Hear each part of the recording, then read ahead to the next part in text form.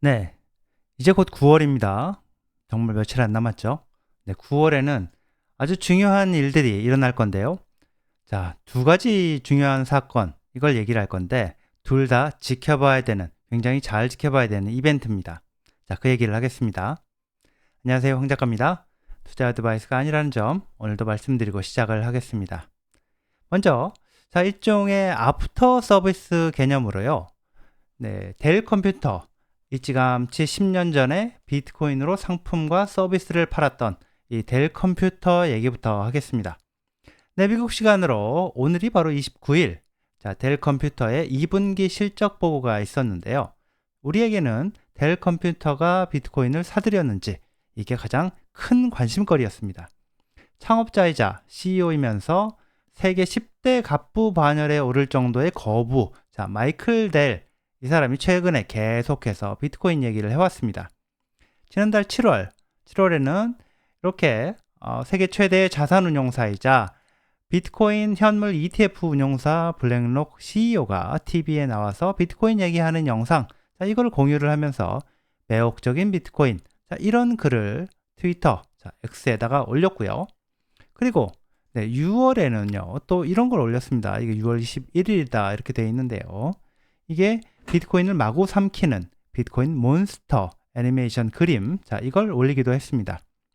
8월 29일, 바로 오늘 실적 발표에 델 컴퓨터가 비트코인을 사들였다는 내용이 공개되는 게 아니냐, 그런 예상이 나왔던 이유기도 하고요. 결론적으로 델 컴퓨터 비트코인 사지 않았습니다. 네, 회사 측이 증권거래위원회에 보고한 자료도 제가 확인을 해봤습니다. 바로 이건데요. 여기서 자, 여기를 보면 뭐 비트코인, 또 크립토 커런시, 디지털 자산, 자, 이런 얘기 전혀 없었습니다. 결론적으로 이 마이클 델이 자, 이번 2분기 네, 회사가 잘해서 고맙고 올해 하반기에도 델 컴퓨터의 인공지능 모멘텀은 계속해서 상승세를 탈 거다. 이런 내용의 트윗을 올렸습니다. 비트코인 얘기는 없었죠. 자, 그동안 그러면은 이 사람 마이클 델이 이 비트코인 얘기를 계속 해온 얘기 언급한 거 이건 뭐냐? 네, 이런 말이 나올 수밖에 없는데요. 사실 알 수 없는 부분이 마이클 델 본인이요 개인 차원에서 계속해서 비트코인을 사들이고 있거나 이미 엄청나게 사들여서 보유를 하고 있는지 이거는 회사 실적 발표에 포함이 되지 않는다는 겁니다. 일찌감치 회사 차원에서 비트코인을 도입했던 사람인데다가 비트코인 공부를 계속하고 있는 걸로 느껴지는 사람이라 제가 보기에 이미 상당한 양의 비트코인을 사들여서 보유하고 있지 않을까, 이렇게 봅니다. 부자들 중에요, 드러나지 않게 외부에 공개하지 않고 비트코인을 사서 모으고 있거나 이미 상당히 사들여서 보유하고 있는 사람들 저는 많다고 봅니다. 개인 지갑에 보관하면 누구도 뺏어갈 수 없고요.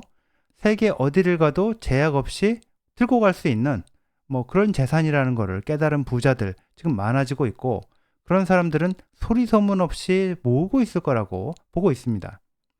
한국의 대기업 오너들 중에서도 비트코인 보유하고 있는 사람들 저는 상당히 있을 거라고 봅니다. 네, 이제 내일 모레면요 9월입니다. 9월에 주목할 만한 이벤트가 있습니다. 비트코인과 관련해서 말이죠. 일단 제가 주목하는 거는 자, 바로 이거 미국 대선 토론입니다. 도널드 트럼프하고 카말라 해리스 둘이 생방송 TV 토론을 하는데요. 자, 미국 시간으로 9월 10일 ABC 방송에서 생방송 토론이 진행이 됩니다.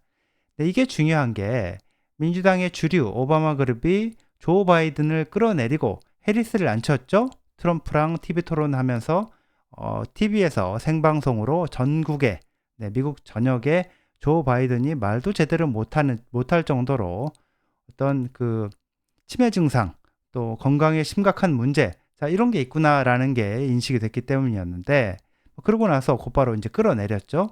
그리고 카말라 해리스가 그 자리에 앉았는데 후보가 됐는데 그 이후에 해리스는 언론 인터뷰를 하지 않고 최대한 언론에 노출되지 않도록 하는 전략으로 일관을 해왔는데 심지어 민주당 진영에서는 대선 때까지 쭉 이대로 언론 인터뷰도 할 필요 없고 최대한 드러나지 않게 감추고 가야 된다 이런 주장을 하기도 합니다. 트럼프가 3차례 토론을 제안을 했는데요. 자, 뭐 3번 하자 이렇게 했는데 통상 대선 토론에서 그 정도 이상 하는데 카말라가 현재까지 ABC 방송 토론 딱 하나만 하겠다고 일단 받았습니다. 언론에서도 인터뷰 언제 할 거냐, 도대체 언제 이 언론 인터뷰 할 거냐 이렇게 최근에 압박을 하기 시작을 하니까 8월 가기 전에 하겠다고 했고 CNN 인터뷰 혼자 나가는 인터뷰가 아니라 부통령 후보 팀 월치하고 같이 나가는 인터뷰를 한다고 했는데 자, 이게 오늘 저녁에 방송이 되는데요. 생방송이 아니라 녹화된 거고 이 전체 방송을 다 내보내는 게 아니고 편집된 분량, 좀 짧게 줄인 분량을 뭐 오늘 내보낸다고 하는데 자, 이렇게라도 하는 걸 보면요. 언론 인터뷰도 안 하고 토론도 안 한다. 자, 이런 압박이 조금 영향을 준 걸로 보입니다. 근데요, 이게 왜 중요한가? 이번 토론이 어떻게 되느냐에 따라서 대선에 상당한 영향이 있을 것이고 누가 되느냐에 따라서 비트코인 암호화폐도 영향을 줄 걸로 보기 때문인데요. 뭐 코인 친화 대통령이 되겠다는 트럼프, 현재까지 상황으로 볼 때 지금 바이든 정부에서 해왔던 적대적인 기조를 그대로 가져갈 걸로 보이는 해리스, 뭐 어느 쪽이 토론에서 점수를 따느냐, 이거 중요합니다. 네, 어차피 트럼프 찍을 사람들, 뭐 어차피 해리스 찍을 사람들한테는 투표율을 끌어올리는 역할을 할 것이고 여전히 고민 중인 사람들한테는 투표를 할지 말지, 누굴 찍을지 결정하는 중요한 이벤트가 될 거고요. 그래서 이번 그 대선 토론 9월 10일에 예정되어 있는 대선 토론 굉장히 중요하다고 봅니다. 이게 뭐 모든 그 비트코인과 관련된 모든 걸 결정한다 이렇게 얘기할 수 없지만 다음 정권이 어떤 스탠스를 보이느냐 이건 분명히 영향을 주긴 줍니다. 네, 9월에 있을 다른 이벤트 뭐 예상 가능하기도 한데요. 네, 바로 금리 인하 예정돼 있다고 보는 금리 인하인데 이게 대선 토론이 일어난 뒤에 8일 뒤 9월 18일에 이게 금리 발표를 할 건데요. 금리 인하 사이클의 시작이 될 겁니다.